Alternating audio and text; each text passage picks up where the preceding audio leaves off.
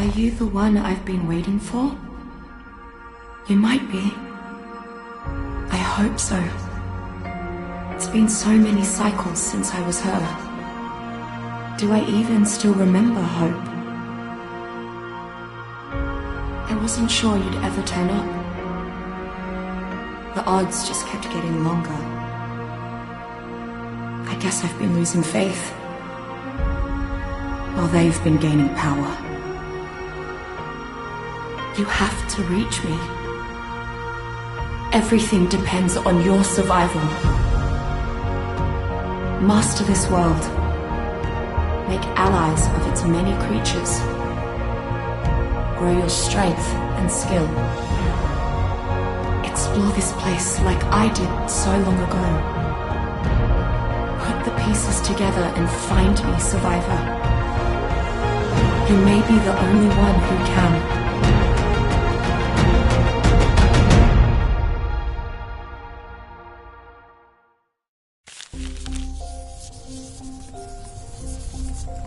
You know, kid, sooner or later, you're gonna have to talk about it. What are you drawing over there, anyway? Hey, that's not bad. And this is you over here, with this dum-dum? Don't be mean to Honker!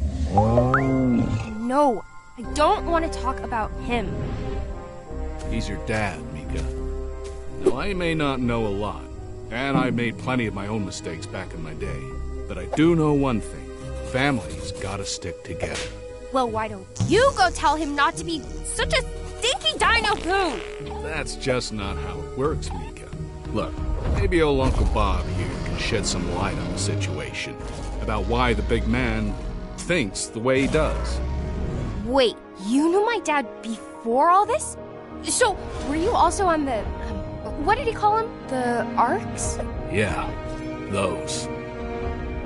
Say, have I ever told you the story about how your dad and I saved everyone together? You were there? You were one of the heroes? Well, yeah, sure. In fact, you might say that I was the most important part of the whole story. Okay. Go ask Santiago yourself if you don't believe No! me. I want you to tell me, Uncle Bob. All right, then. Let's start at the very beginning. On a faraway tropical island surrounded by sparkling blue water. That island was the first time I ever saw big, dumb lizards like Honker here. And it was the first place I ran into her.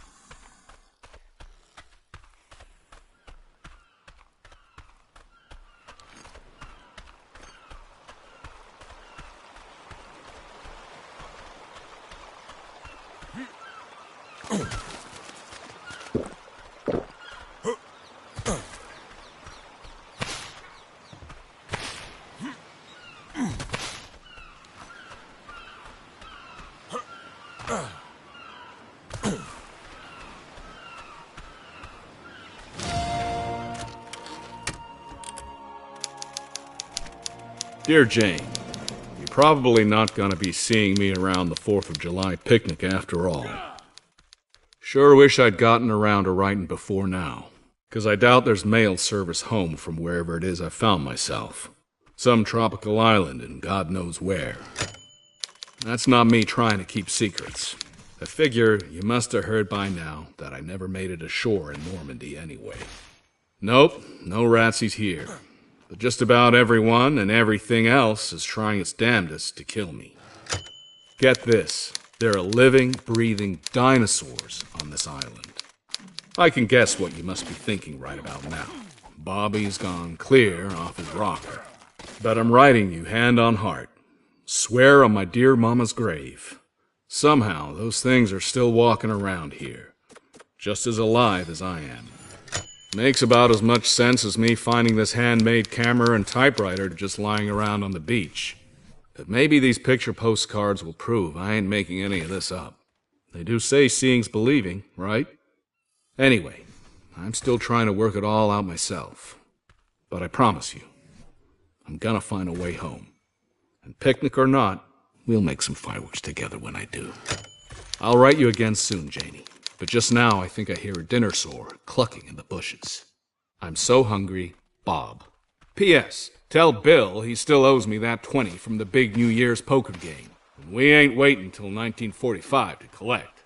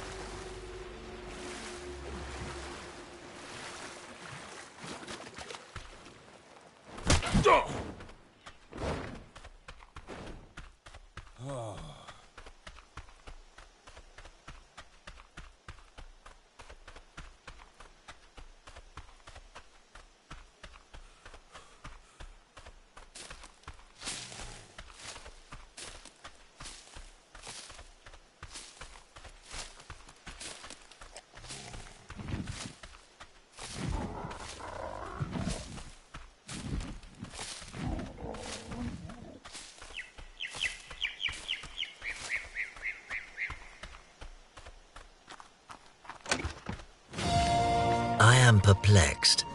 Even with an expanded number of test subjects, I just cannot find the passion that I once had for my research. I truly thought that my recent adventure had lit a fire in my belly, but I constantly find myself losing focus. Confound it all. Perhaps said adventure itself is the problem. Thinking about it, I am always eager to discuss the obelisks and the artifacts I found with my assistants, even when I'm not in the mood for research. There is a certain allure to them that I cannot describe, something that causes my thoughts to drift in their direction, like the pull of a strong tide. But it could simply be a passing fancy. I must give myself more time.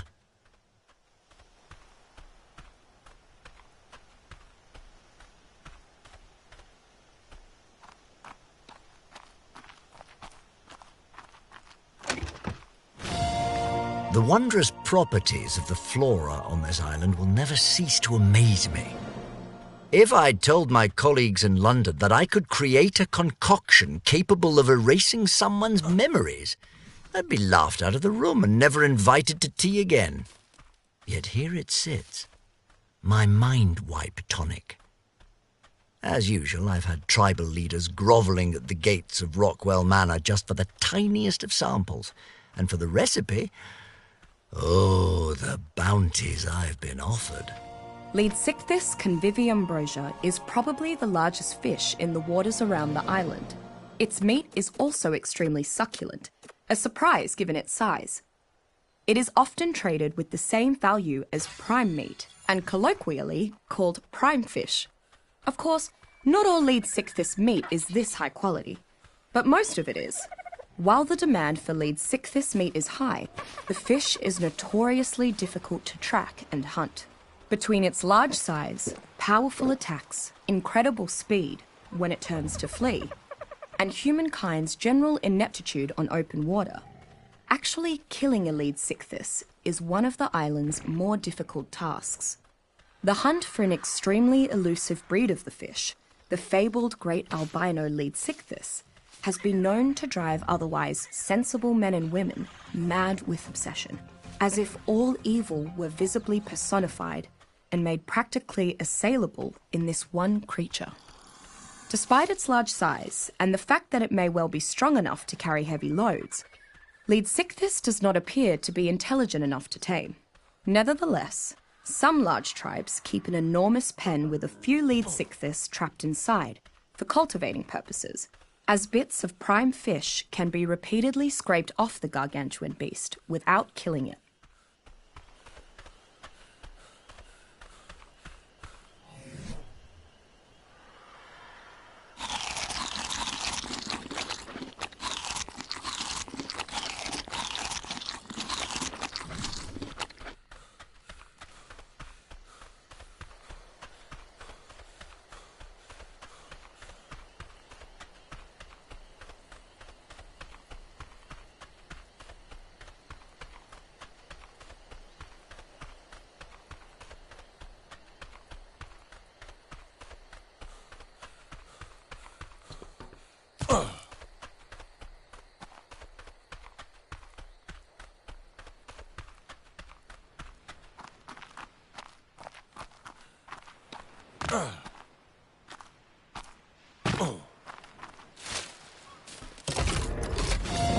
Once your fall is complete, stay close to the sanctuaries. Within them, small pockets of life still flourish in an otherwise barren garden. Beyond their spheres of influence, you will find an endless sea of decay, ruled by shadows and death. The first of these centuries is the Great City. Though it is no longer a metropolis, a jungle blooms in its place, and you may find a modicum of shelter within its crumbling walls. The others will be more familiar to you, if only for the towers you'll find at their center. Those are the source of their power, the obelisks. They are not quite the same as the ones you're familiar with, not quite as advanced, but that's to be expected. They're an older model, precursors, or more aptly, prototypes. Utahraptor prime is an incredibly aggressive subspecies of Utahraptor found on the island. It tends to travel in small hunting packs, attacking smaller prey with its sharp teeth and enlarged foreclaws. When hunting in packs, the pack leader can vocalize a signal that acts as a battle cry. Be prepared to run or fight if you hear the call of the Utahraptor. The pack will repeat the calls and attack with much greater intensity. One of the faster creatures on the island, Utahraptor. I was ever so glad to see Miss Walker again. My assistants are clever in their own right, but dear Helena is still the only person that I feel comfortable diving into my deeper theories with. I fear that I may have kept her from getting a word in edgewise, though. Once I got going on the obelisks, why, I just couldn't contain my enthusiasm. My word, I really have become quite enamored with the subject, haven't I? Well, that settles it. After this next set of trials, I shall go check on the Iron Brotherhood's progress. Perhaps I can convince Miss Walker to join me. We could make a real scientific expedition out of it.